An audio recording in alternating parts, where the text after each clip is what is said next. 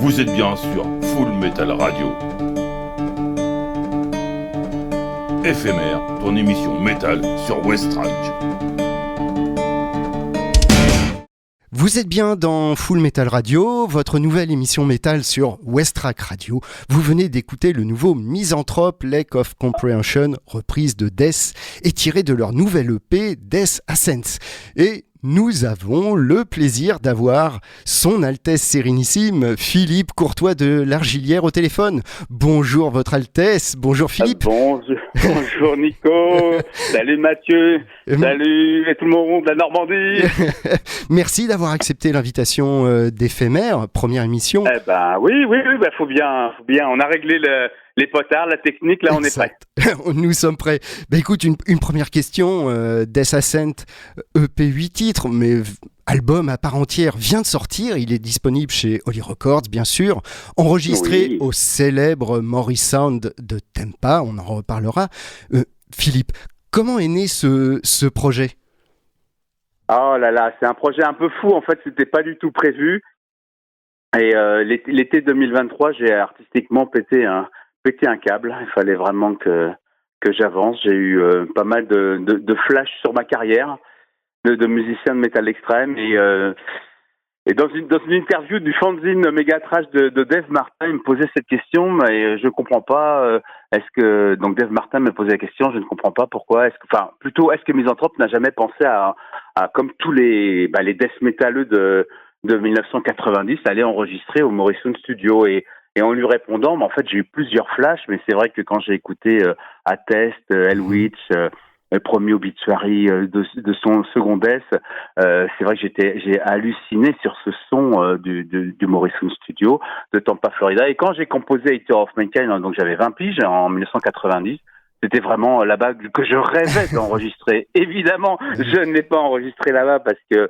pour mille et une, parce qu'il n'y en avait pas cette audace, on n'avait ni argent, ni cette audace, ni même, c'est pas qu'on n'avait pas cette possibilité, mais c'était un rêve, voilà. Et donc, été 2023, j'ai pris mes bandes sous le bras, j'ai booké le Morrison Studio et je suis parti vivre à Tampa 13 jours en décembre. Oui. Tu as posté la photo sur le réseau, et 2023, fantastique. Décembre, décembre, et après, en fait, pour être en complet, décembre, j'y étais, et après, on a fait des modifications sur janvier et sur avril avec Jim Morris à distance. Parce que justement, en fait, ce EP n'existait pas finalement. J'y étais pour enregistrer mes voix, pour faire la reprise de Death, Théâtre Bizarre, pour faire Empereur du Néant, Eater of Mankind avec Jim. C'était un projet qui est né en fait de cette complicité en studio avec Jim Morris. Je savais pas jusqu'à où on allait pouvoir aller. C'est pour ça que j'appelle ça un EP alors qu'il est aussi long qu'un album, mais parce que c'est un projet fou, audacieux, un projet de vie aussi. C'est un peu une espèce de pèlerinage pour moi d'avoir été à Tampa et en Floride. C'était la première fois que j'allais aux États-Unis à y vivre. J'y étais passé, mais j'avais jamais été. Donc voilà, c'est né comme ça, c'est né sur un flash. Et puis en fait, tu sais, quand les étoiles sont alignées, tout à fait. Ils m'ont répondu tout de suite. Et en plus, c'est Tom Morris qui a produit Altar of Madness et Blessed Are the Sick de Morbid Angel qui m'a répondu tout de suite dès le lendemain.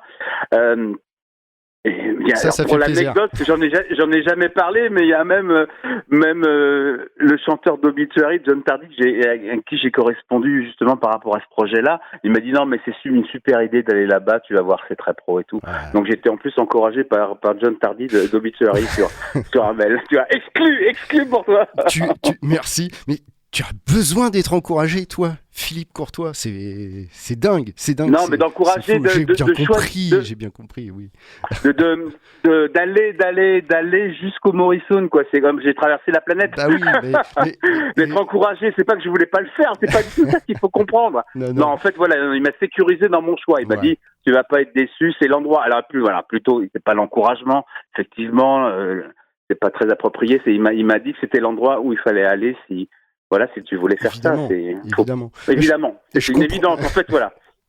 Je comprends mieux la petite phrase, l'idée subliminale en filigrane que dans tes remerciements. Oui. C'est à cause de Dave encore. Hein. Voilà, Dave, c'est notre ami du voyage au centre de la Seine. Bah oui, trop dur. Et du coup, je vais aller directement à une question que j'avais prévue un peu plus loin. Donc le projet est démarré fin 2023, puis après tout du long 2024, tu viens de nous le dire. Vous deviez être misanthrope, impatient de pouvoir enfin te proposer le résultat. C'est dingue. C'est dingue. C'est un truc de dingue. J'ai gardé le secret. Enfin, nous avons gardé le secret. Je sais pas comment on a fait. Hein. Ah bah, j'ai une petite idée. Il y a eu les déclinistes en 2023. Il y a eu Argile en 2024. Argile a occupé la place. Exactement. Voilà, la réédition. Il y a eu un live aussi. Un double live. Un double live. Puis le premier en plus. Bon, ça permet de faire patienter. Non, c'est du travail. On a parlé d'autres choses en fait. Mais alors effectivement, c'est très très dur quand tu as vécu quelque chose comme ça. C'est très très dur de pas en parler. Et heureusement, l'ultra actualité de Misanthrope, avec on a 4 sorties là sur l'année. Enfin donc janvier 2023, 24 la réédition de Visionnaire. Après il y a eu le Argile en mars-avril. Le double live en octobre et Death Ascent, ça vient de sortir le 28, au mois de mars, quoi, ouais. Alors, on y va. J'aime bien, ce que j'aime bien avec Misanthrope en ce moment, c'est que personne ne sort de produits physiques, personne ne sort de disques. Ils font des singles en streaming. Et puis nous, on sort en 4 disques, quoi, voilà. C'est ça, et puis c'est bien parti, hein, il me semble, ça a été un c'est un beau succès, c'est sold out. Un bundle. Voilà, donc, un bundle et des digipacks. Dépêchez-vous. C'est ça, dépêchez-vous. J'ai reçu le mien, magnifique, franchement.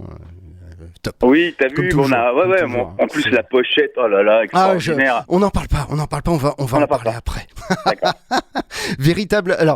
Véritable hommage de Misanthrope au death metal, jusque dans le choix de l'artwork, hein, comme une évidence. Tu en parlais il y a quelques secondes.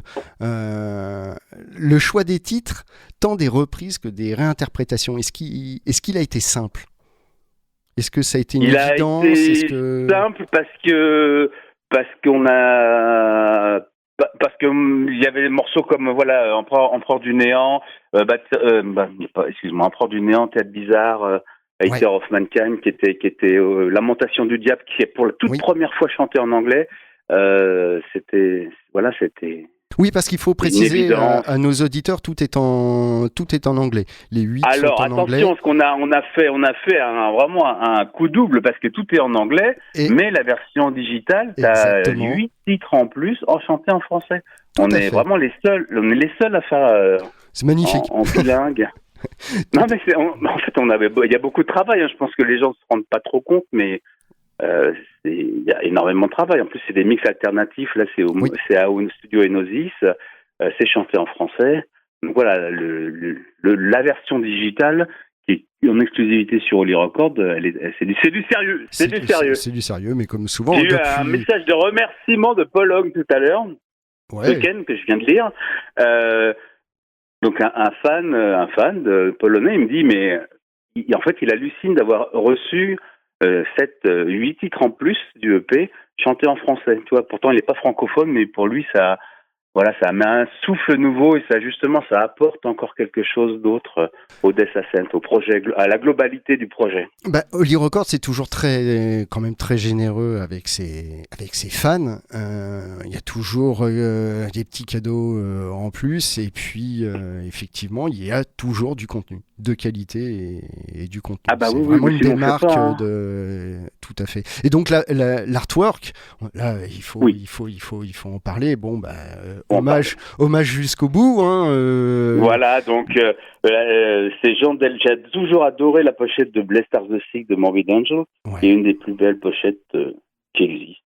Et quand ce projet s'est construit, il faut après. Tu sais, on aime faire des projets globaux, donc voilà, il y a le choix des morceaux, il y a l'enregistrement des morceaux, il y a l'endroit où tu enregistres. Et puis après, c'est ce que j'appelle, c'est la Morrison expérience. Et vu que le studio Morrison, c'est la mecque la mec Oui. du death metal de Floride. Pour reprendre Voilà, aller le jusqu'au guitariste bout. de Suffocation qui disait ça, je crois.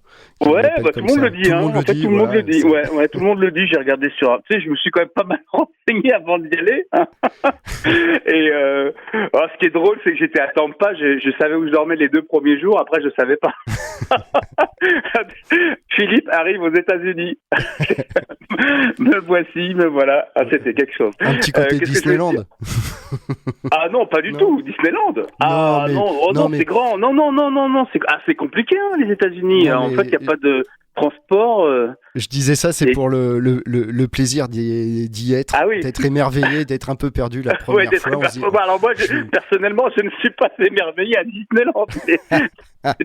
Chacun ses références. Chacun ses références. Chacun ses références. C'est l'enfant qui parle. Excuse-moi, c'est l'enfant qui parle. Non, mais t'as le droit. Je suis pas dans ce milieu-là, donc voilà, j'ai pas de. Oui, C'est bon, les gens qui aiment faire la queue pour faire 1 minute 30 de manège, ah. chacun son truc. On peut faire les queues pour aller au concert. C'est... Oui, c'est vrai, mais ça dure pas 1 minute 30. Non, c'est vrai. Et puis tu vis une expérience qui est unique. Exactement. Et voilà. Exactement. Ah bon, bref, peu importe. Bon, peu importe. C'est digression, on s'égare, mais c'est pas grave. Voilà. C'est pas grave. On parlait de la voilà. pochette. La pochette, la cohérence. Et donc du j'ai fait des produit. recherches sur Jean Delville, évidemment, et puis je suis tombé sur ce tableau, extraordinaire, et avec les détails du bas Oui. du bas du tableau, où je me suis dit, bon, alors le vrai tableau, il est dans les verts et les violets. Donc j'ai un petit peu bricolé, tu vois, avec mon téléphone, je me revois bricoler les couleurs. Et puis j'avais trouvé la pochette, quoi, du Dessassen. C'était Oui. c'était Et sublime, quoi. je l'ai C'est sous les sublime, yeux. le dessin. Ah oui, Ouais. je l'ai sous les yeux. L'intérieur du Digipack, en fait, c'est tout le bas du tableau en gros plan et on voit vraiment tous les détails. Ah oui, là, qui par peut contre, nous on a échapper, acheté les droits, hein, de la photo. On a été au musée, en fait, pour ce genre de choses-là, c'est le photographe que tu payes, vu que ça, c'est une œuvre qui est, comme j'ai marqué, c'est une licence du domaine public belge, mais en fait, tu payes l'hectachrome du photographe pour la pochette, mais par contre, on a une qualité incroyable. Ça qu'on rend avait super déjà bien. vu avec Argile. Voilà. Avec la carte, pochette d'Argile. D'Argile, c'était un tableau français. Ouais, D'un Véleda. peintre angevin. Ouais, Véleda. Véleda, exactement, de Jules Eugène Le Neveu. Donc là, c'est Jean Delville, c'est un Belge. Voilà. Et donc, c'est The Godman. Alors que la pochette est coupée, hein. En fait, c'est un tableau qui est en hauteur. Et donc, nous, on a pris que le bas parce que ça collait avec le titre, en fait, voilà. Tout à fait. Le Death Ascent. Voilà. C'est l'homme-dieu. 1903. 1903. Très bien. Bah, toujours l'apport culturel qui est très important avec Misanthrope. Bah oui, mais tu dans sais, les textes je regarde. Oui, bien sûr. Oui, excuse-moi, je t'ai coupé dans les textes. Non. Vas-y, au contraire. Je ne sais plus où on en C'est était. pas grave. Mais est-ce que tu peux nous parler du travail donc au studio Tu nous l'as dit, mais c'était vraiment donc important pour Misanthrope d'aller là-bas, comme Oui, c'était vraiment un rêve d'adolescent. Tu sais, je sais pas si ça vous fait ça, mais bon, moi j'ai 54 ans et je ne suis pas nostalgique, mais j'adore, toucher un livre que j'ai lu quand j'étais ado, une BD, des images, j'ai des petits bibelots, des choses qui me rappellent ces années de cette insouciance. Et dans la musique, c'est la même chose. Et voilà, moi en plus Piece of Time de Théiste, quand je l'ai eu, c'est un copain qui l'a ramené de Paris, qu'on achetait nos disques, on vivait à Livry-Gargan, toute la bande de copains, et donc on prenait le train pour faire nos emplettes. Donc voilà, c'était toute une cérémonie, hein, quelqu'un qui ramène un nouveau vinyle, on l'écoutait, et voilà, ça m'a toujours marqué ce Morrison Studio, la qualité du son, pareil, les Prosides, il avait un son incroyable, et je me suis repenché un petit peu sur Jim Morris une fois que le studio était booké et que je savais que j'allais travailler avec lui, et en fait, je vois que finalement c'est lui qui a produit Ice Earth, Savatage, il a produit en fait toute la vague speed metal. Avant que le death metal arrive, il a produit la vague speed metal de Floride, Nasty Savage, et il a fait Crimson Glory. Et Crimson Glory, c'est un groupe que j'adore. C'est une espèce de heavy un peu à la Halloween, mais bon, c'est 87, 88. Mais j'adore totalement. Et je me souviens quand le deuxième album Transcendance est sorti, donc en 1988, les Chroniques, tu vois, j'avais 18 ans, et les Chroniques, ils disaient c'est l'album le mieux produit qui est jamais sorti. Voilà.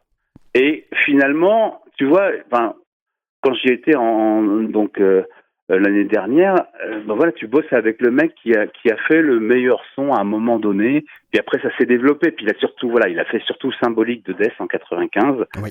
Mais enfin, il fait plein d'autres choses, hein, Jim Morris. Il est Grammy Award pour du jazz, pour de la musique, parce que Tampa, en fait, c'est en face de Cuba, donc une espèce des choses qu'on connaît pas en Europe. Oui, de la musique qui mélange le cubain et le jazz et la musique qu'on appelle new urbaine.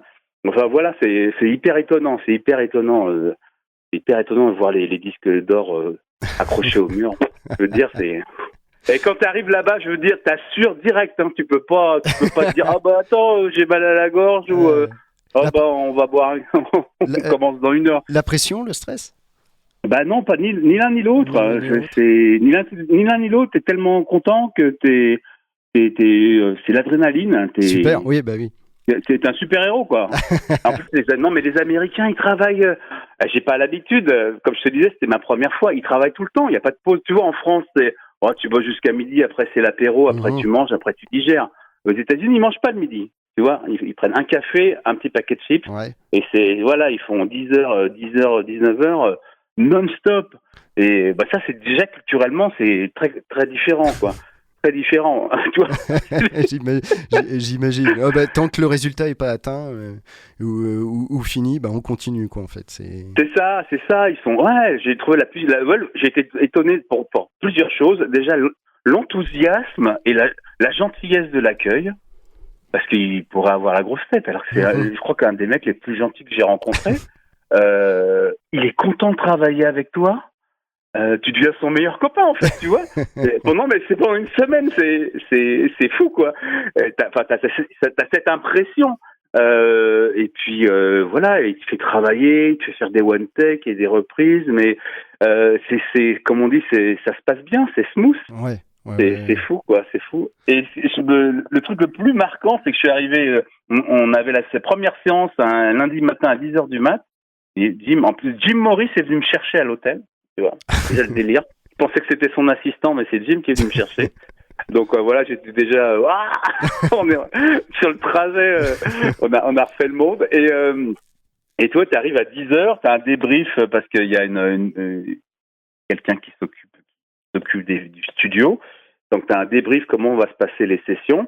Et puis à 10h30, j'enregistrais mon chant, hein. C'était voilà. Tu perds pas de temps, quoi. Enfin, ils ont pas que ça à faire, ni toi ni eux. T'avances direct, quoi.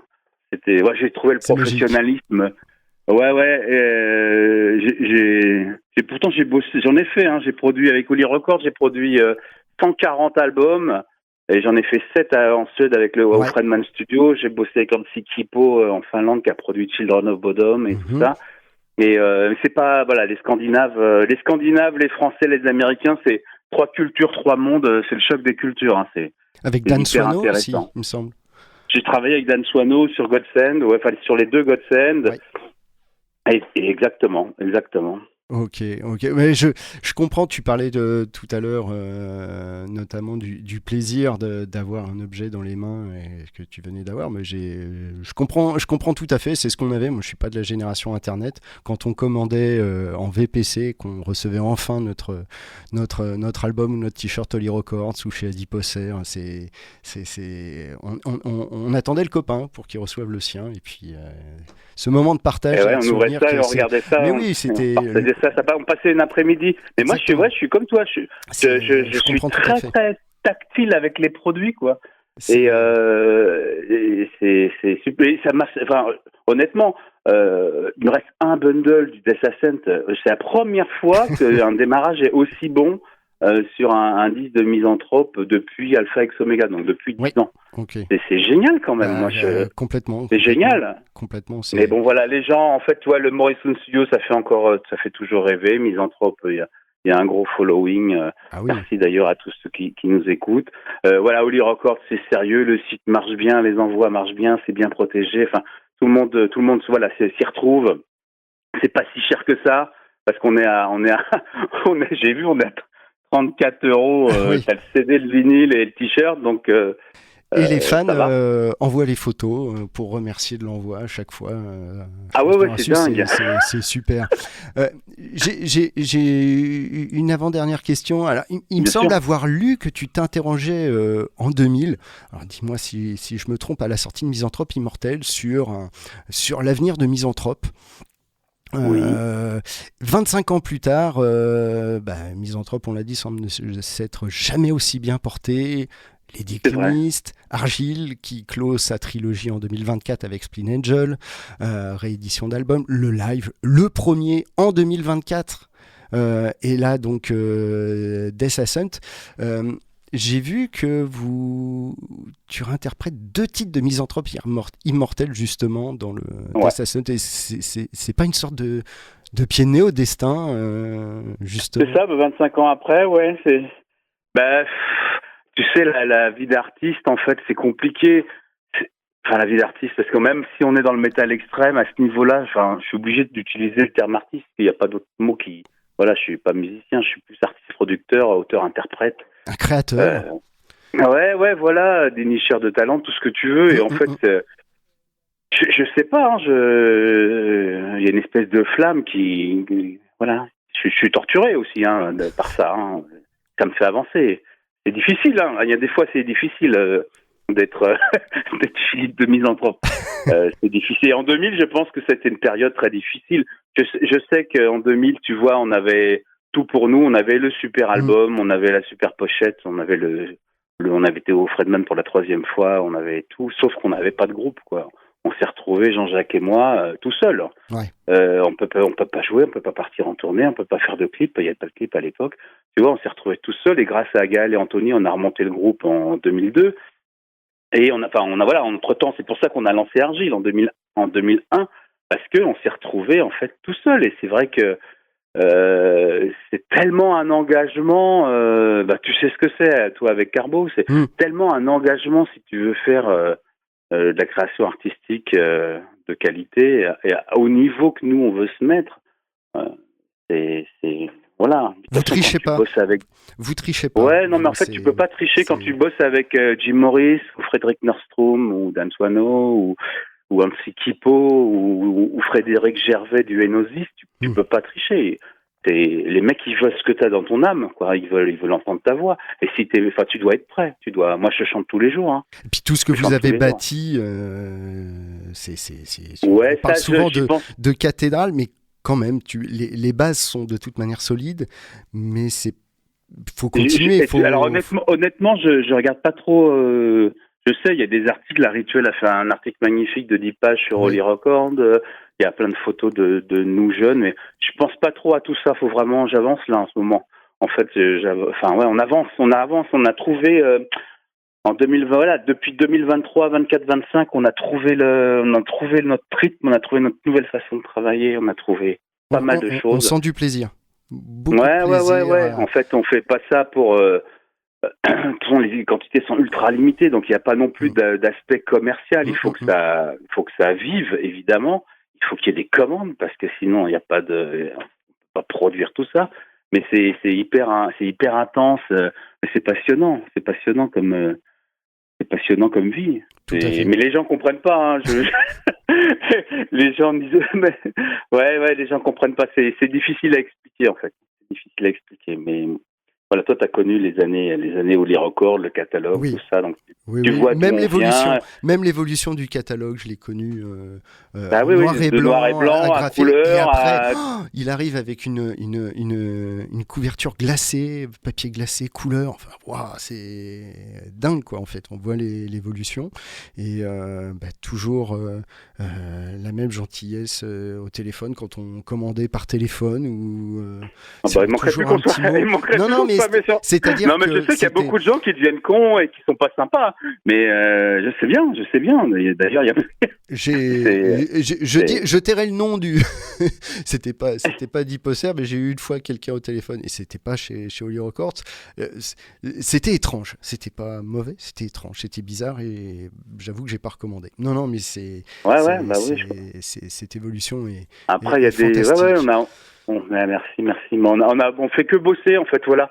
Je pense que c'est. On s'en rend pas compte et voilà. Vu qu'on fait que travailler tout le temps, et bon, les années passent et les structures se modifient, la technique se modifie, tout change.